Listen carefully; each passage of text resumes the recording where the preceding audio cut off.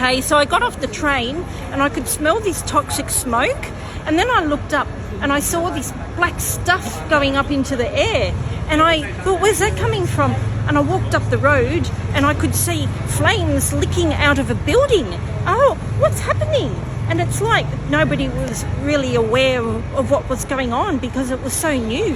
And then I kind of walked around and then boom, woof, all of a sudden the building just went up in flames, these white flames just licking the building, and people were kind of standing around in disbelief because it was something that you might see on a bad American action film, but you don't see this just in downtown Sydney.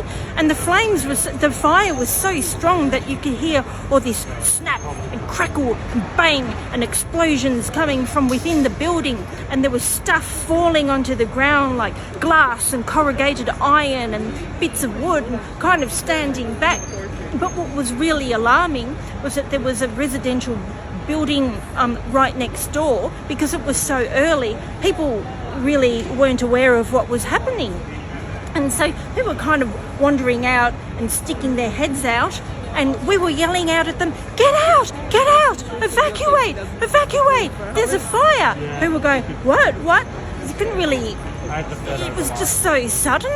And then people kind of trickling out of the building, and that's when the emergency services came. They were fantastic. They just went bang, right into action, and they knew exactly what to do. We were shepherded across the road, and I was standing across the road watching the intensity of the flames, but the heat was so strong that even standing in the doorway of a business across the road, it felt like we were cooking.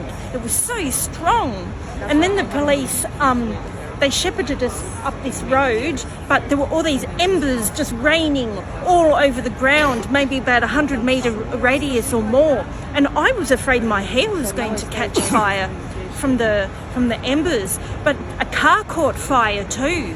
So there was embers that were falling off the building, and the neighbouring